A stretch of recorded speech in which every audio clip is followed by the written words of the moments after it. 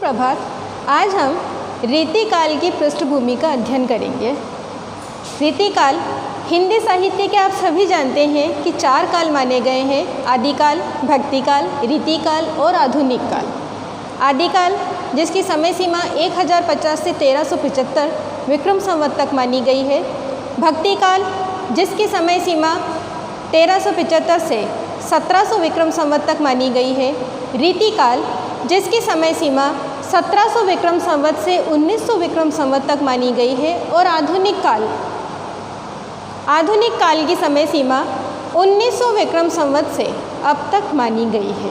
अब तक यानी वर्तमान में भी जो चल रहा है उसकी समय सीमा आधुनिक काल की मानी गई है। जैसा कि आप सभी जानते हैं कि आज हमारा प्रकरण है रीतिकाल की पृष्ठभूमि। रीतिकाल, सबसे पहले रीति शब्द की व्याख्या करेंगे कि रीति शब्द होता क्या है।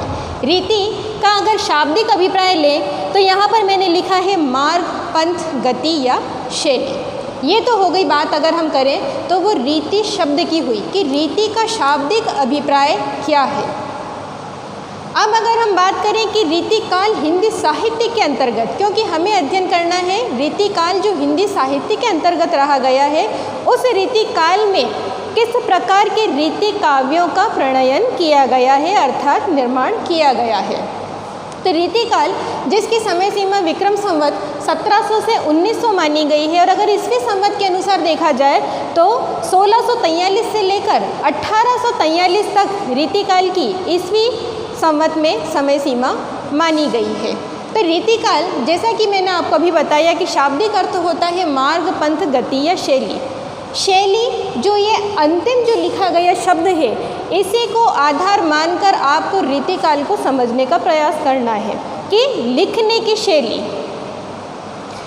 अर्थात लिखने का तरीका, कि रीतिकाल में काव्य ग्रंथ किस प्रकार से लिखे गए। रीतिकाल जो आपका काल है हिंदी साहित्य के अंतर्गत, इसको अब हम देखते हैं कि क्या क्या नाम दिए गए हैं। यानी काल तो एक ही रहा है रीतिकाल, जिसके कालखंड की समय सीमा विक्रम संवत में 1700 से 1900 तक रही है और ईस्वी संवत में देखा जाए तो 1600 से 43 से 1843 तक रही है। अब रीतिकाल को अन्य इतिहासकारों ने, हिंदी साहित्य के इतिहास को लिखने वाले आप सभी जानते ही होंगे कि कई इतिहासकार यानी कई विद्वान रहे हैं और उन्हीं विद्वानों ने रीतिकाल को यानी 1700 से 1900 विक्रम संवत तक के मध्य लिखे गए जितने भी रीति ग्रंथ रहे हैं, जितने भी रीति ग्रंथों का निर्माण किया गया है कवियों या आचार्यों द्वारा, उसमें क्या प्रवृत्ति या क्या विशेषता प्रधान रही, उसके आधार पर हिंदी साहित्य के कई इतिहासकारों ने रीतिकाल को अन्य नामों से अभिहित किया है अर्थात संज्ञा दी है। सबसे पहले नाम की अगर हम बात करें तो अलंकृत काल, मिश्र बंधुओं ने जो नाम दिया, हिंदी साहित्य का इतिहास लिखा है मिश्र बंधुओं ने, उन्होंने अलंकृत काल नाम दिया रीतिकाल को। अलंकृत काल नाम क्यों दिया गया? क्योंकि इसमें मिश्र बंधुओं ने देखा कि रीतिकाल में जो काव्य लिखे गए, जिन कवियों ने काव्यों का निर्माण किया, उसमें अलंकारों को प्रधानता दी गई। यानी अपने काव्य का निर्माण और काव्य को सुशोभित करने के लिए उन कवियों ने जिसका आश्रय लिया वो क्या था? अलंकार। यानी अलंकारों की उन्होंने महानता सिद्ध करने का प्रयास किया अपने काव्य में। इसी प्रधान प्रवृत्ति को ध्यान में रखते हुए मिश्र बंधुओं ने रीतिकाल को क्या नाम दिया? अलंकृत काल। आचार्य विश्वनाथ प्रसाद मिश्र हिंदी साहित्य के इतिहासकार हैं, ये भी आलोचक हैं प्रसिद्ध। इन्होंने हिंदी साहित्य के इतिहास के अंतर्गत ही जो रीतिकाल को जो नाम दिया, वो रीतिकाल को नाम दिया इन्होंने श्रृंगार काल। अब श्रृंगार काल नाम क्यों दिया? इसके पीछे जो मूल विशेषता रही है वो ये रही है कि रीतिकाल में श्रृंगार रस प्रधान रहा है। आपको ये बात मूल रूप से याद रखनी है कि रीतिकाल में जो साहित्य लिखा गया उसमें मूल रूप से किस रस की प्रधानता रही है? श्रृंगार रस की प्रधानता रही है। उस श्रृंगार रस के आधार पर लिखे गए काव्य ग्रंथों को ध्यान में रखते हुए आचार्य विश्वनाथ प्रसाद मिश्र ने रीतिकाल को श्रृंगार काल की संज्ञा दी है। डॉक्टर रमाशंकर शुक्ल रसाल हिंदी साहित्य के इतिहासकार और प्रसिद्ध आलोचक रहे हैं।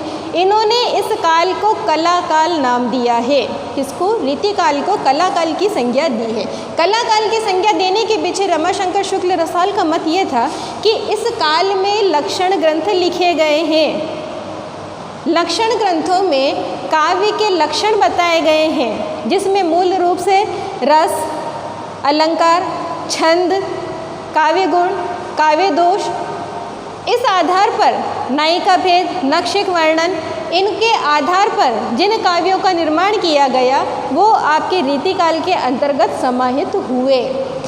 तो रमाशंकर शुक्ल का मानना था कि ये काल मुख्यतः कवियों के लिए क्या रहा है? कला प्रधान रहा है, कला प्रिय वे रहे हैं। इसीलिए रमाशंकर शुक्ल रसाल ने इस नाम काल के नाम को क्या दिया है? कला काल। अब बात करते हैं आचार्य रामचंद्र शुक्ल की। आचार्य रामचंद्र शुक्ल ने, आप अच्छे तरीके से जानते हैं कि हिंदी साहित्य के इतिहास के जो नाम उन्होंने दिए हैं कालखंडों के, वो दो दो नामों से उन्होंने अपने एक एक काल को अभिहित किया है। तो जैसे भक्ति काल के लिए उन्होंने पूर्व मध्यकाल नाम दिया, तो रीतिकाल को उत्तर मध्यकाल की संज्ञा भी दी गई है। ये दोनों ही नाम आचार्य रामचंद्र शुक्ल ने रीतिकाल को प्रदान किए।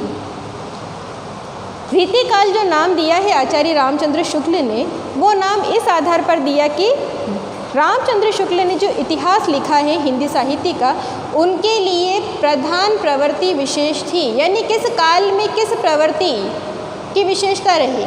कवियों ने जिस काव्य का सृजन किया, जिस साहित्य का सृजन किया, उसमें उन्होंने मूल भाव क्या प्रदर्शित किया, उस प्रवृत्ति को आधार मानकर रीति काल नाम दिया। यानी इसमें आचार्य शुक्ल का मानना था कि रीति तत्व की प्रधानता थी, इसी के लिए उन्होंने इस काल को रीति काल नाम दिया। अब बात करते हैं गणपति चंद्र गुप्त की, हिंदी साहित्य के प्रसिद्ध इतिहासकार और आलोचक। शास्त्रीय मुक्तक काव्य परंपरा।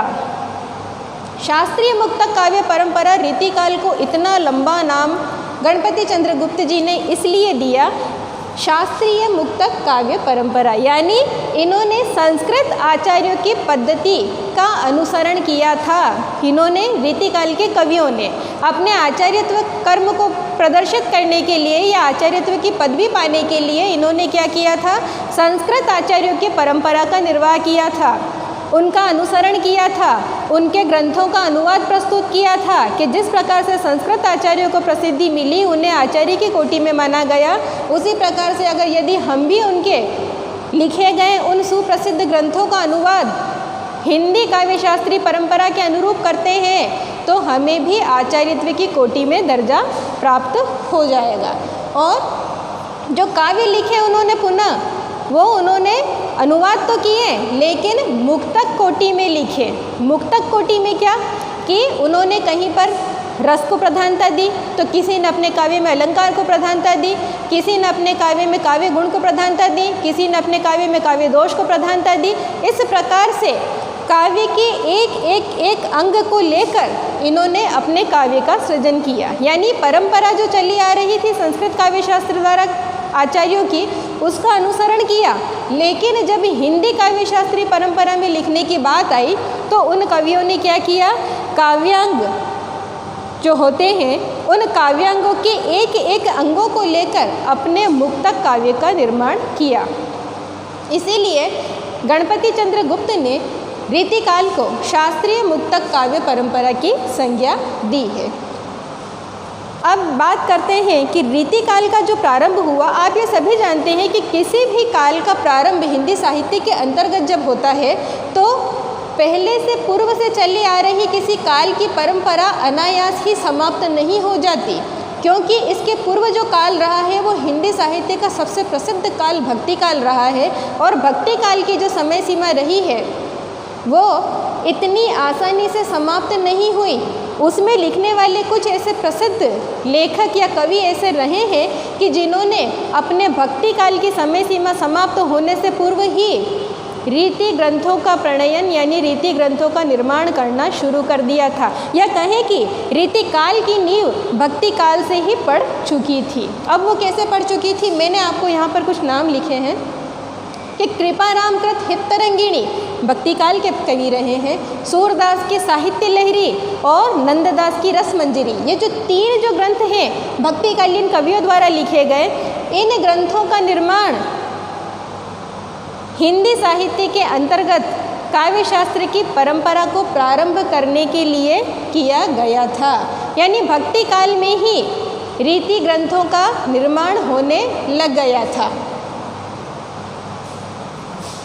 अब बात करते हैं, नामकरण की हम कर चुके हैं, भक्तिकालीन रीति ग्रंथों की बात हम कर चुके हैं। अब बात आ जाती है कि रीतिकाल की मुख्य विशेषताएं क्या मानी गई है। कि रीतिकाल की मुख्य विशेषता आपको मुख्य रूप से ध्यान रखनी है कि रीतिकाल में क्या किया गया, लक्षण ग्रंथों का निर्माण किया गया। लक्षण ग्रंथ क्या होते हैं? लक्षण ग्रंथ वो होते हैं कि हिंदी काव्य शास्त्रीय परंपरा के अनुसार जिन ग्रंथों का निर्माण किया जाए, जिसमें काव्यांगों की चर्चा की जाए। काव्यांग कौन कौन से होते हैं? रस, छंद, अलंकार, नक्षिक, नायिका वर्णन, नायिका भेद, इन सब चीज़ों की जहाँ चर्चा की जाए और उनके लक्षण दिए जाएं, लक्षण देने के बाद उदाहरण प्रस्तुत किए जाएं। वो इसलिए किए जाते हैं कि कवि अपनी बात को पुख्ता रूप से प्रामाणिक सिद्ध करने के लिए उनके लक्षण और उदाहरण देते थे। और रीतिकाल में क्योंकि ये दरबारी कवि थे, कौन से कवि थे? दरबारी कवि, राज्याश्रित कवि थे, राजाओं के आश्रय में रहते थे, तो इनका कवियों का मूल उद्देश्य ये भी होता था कि हम जिस राज दरबार में जिस राजा के साथ रह रहे हैं, जिसके राज दरबार में रह रहे हैं, उसकी प्रशंसा करना, उसकी प्रशस्ति के गीत गाना, या उस राजा को जिस प्रकार के काव्य में आनंद आए, सुनने में आनंद आए, उस प्रकार के ग्रंथों का निर्माण करना इस समय के कवियों की एक प्रधान प्रवृत्ति बन गई थी। तो लक्षण ग्रंथों का निर्माण अगर कहीं देखा जाए तो कवियों ने आचार्यत्व की पदवी पाने के लिए किया या अपने कवि कर्म की श्रेष्ठता सिद्ध करने के लिए किया। तो साथ ही साथ ये भी था कि जितने अगर वो प्रसिद्ध होते तो उतने ही उनके राजा उनसे प्रसन्न होते और उन्हें अधिक से अधिक धन सम्मान प्राप्त होता था। कहाँ होता था? राज दरबारों में। इसीलिए रीतिकाल की मुख्य विशेषता में हमने पहला जो बिंदु जो पढ़ा है वो है लक्षण ग्रंथों का निर्माण, और दूसरा आ गया है आचार्यत्व प्रदर्शन। यानी कवि कर्म की ओर इनका ध्यान नहीं था, इनका मूल उद्देश्य ये था कि हमें आचार्य की कोटि में मान लिया जाए। आचार्य यानी कि वो व्यक्ति जो काव्य शास्त्र के अध्ययन के मामले में पूरी तरह से निष्णात हो, जिसे हराया ना जा सके, जिसे एक एक बिंदुगत चीज़ों का ज्ञान हो, उस आचार्यत्व की कोटि में संस्कृत काव्य शास्त्र की परंपरा का अनुसरण करते करते ये भारतीय जो हिंदी काव्य शास्त्र के जो कवि थे वो आचार्यत्व की पदवी पाना चाहते थे। इन आचार्यत्व प्रदर्शन के विषय में मुझे एक बात याद आ गई कि आचार्य रामचंद्र शुक्ल ने कहा है कि रीतिकाल के जो कवि रहे हैं, आचार्यत्व प्रदर्शन भले ही उनकी रुचि और रुझान का विषय रहा हो, लेकिन मूल रूप से वे कवि ही हैं, आचार्य की कोटि में नहीं आ सकते हैं। ऐसा रामचंद्र शुक्ल ने इस प्रकार इसलिए कहा है कि जो उन्होंने काव्य ग्रंथ लिखे हैं वो उनके आचार्यत्व का प्रदर्शन नहीं करते हैं, वे मात्र उन्हें कवि सिद्ध करते हैं। क्योंकि किसी का अनुसरण करना, कि संस्कृत में लिखे गए ग्रंथ को हूबहू नकल कर देना या उसका अनुवाद प्रस्तुत कर देना आपको आचार्यत्व की कोटि में लाकर खड़ा कभी नहीं कर सकता। ये मात्र क्या है? आपका कवि कर्म है। इसीलिए आचार्य रामचंद्र शुक्ल ने कहा कि रीतिकाल के कवि क्या हैं? कवि ही हैं, आचार्यत्व की कोटि में नहीं आ सकते। तो यानी कि रीतिकाल की जो परंपरा रही है इसमें एक मूल रूप से एक बात ये भी आती है कि रीतिकाल में अगर कुछ देखा जाए कि सबसे श्रेष्ठ क्या हुआ, तो सबसे श्रेष्ठ ये हुआ कि रीतिकाल में ब्रज भाषा जो भक्ति काल में भी चल रही थी, लेकिन यहाँ पर ब्रज भाषा का रूप क्या हो गया? शुद्ध परिष्कृत रूप हो गया। यानी ब्रज भाषा पूर्ण रूप से एक छत्र साहित्यिक भाषा बन गई थी। किस काल में? रीति काल में। अब जब अगर हम रीतिकाल की बात करें तो रीतिकाल के विषय में सबसे पहली बात ये आती है कि मैं आपको कह रही हूँ कि संस्कृत काव्य शास्त्र की परंपरा का अनुसरण किया। अब संस्कृत काव्य शास्त्र की परंपरा को हम इस प्रकार से समझेंगे कि मैं आपको कुछ जानकारी देना चाहूँगी इस विषय में कि भाषा का विकास किस प्रकार हुआ है? संस्कृत, पाली, प्राकृत, अपभ्रंश और खड़ी बोली हिंदी, इसी प्रकार से भाषा का निर्माण हुआ है आपकी हिंदी भाषा का। तो उसी अनुरूप अगर हम काव्य शास्त्रीय परंपरा का अध्ययन करें तो जो संस्कृत में थे, जो संस्कृत के कवि थे, उन्होंने काव्य शास्त्रीय परंपरा का प्रारंभ कर दिया था। किस प्रकार कर दिया था? संस्कृत काव्य शास्त्र में 6 संप्रदाय प्रचलित थे। कौन कौन से थे? रस संप्रदाय, अलंकार संप्रदाय, रीति संप्रदाय, ध्वनि संप्रदाय, वक्रोक्ति संप्रदाय और औचित्य संप्रदाय। ये 6 संप्रदाय थे और इन्हीं 6 संप्रदायों के प्रधान जो कर्ता थे वो, और उनके साथ इस संप्रदाय में उनके जो साथ के जो अन्य कवि थे, उन्होंने इस संप्रदाय को पल्लवित और पुष्पित करने का कार्य किया था। तो आपका जो ये रीति काल का जो रीति संप्रदाय है वो रीति संप्रदाय से संपृक्त माना गया है। रीति संप्रदाय जो संस्कृत काव्य शास्त्र में है उसके प्रवर्तक आचार्य वामन माने गए हैं। आचार्य वामन ने अपनी रीति को इस प्रकार, रीति संप्रदाय की परिभाषा इस प्रकार दी थी कि विशेषो पद गुणात्मा, विशिष्ट पद रचना रीति है। आचार्य वामन कहते थे कि विशिष्ट पद रचना रीति है, यानी ऐसी पद की रचना करिए जो विशिष्ट गुणों से युक्त हो। अब गुण किस प्रकार के? काव्य गुणों की चर्चा वामन ने की है कि काव्य गुण कौन कौन से हैं? माधुर्य, ओज और प्रसाद गुण। इन 3 गुणों के आधार पर आचार्य वामन ने यह माना है कि इन गुणों की चर्चा जिन काव्य की पंक्तियों में होती है, जिन पदों में होती है, वो किस संप्रदाय से संपृक्त है, किस संप्रदाय से जुड़ा हुआ है? वो रीति संप्रदाय से जुड़ा हुआ माना जाएगा। उसी रीति संप्रदाय के आधार पर हिंदी साहित्य में जब काव्य शास्त्र का प्रणयन होने लगा तो वो आपका क्या बनकर काल सामने आया? वो आपका रीति काल बनकर सामने आया।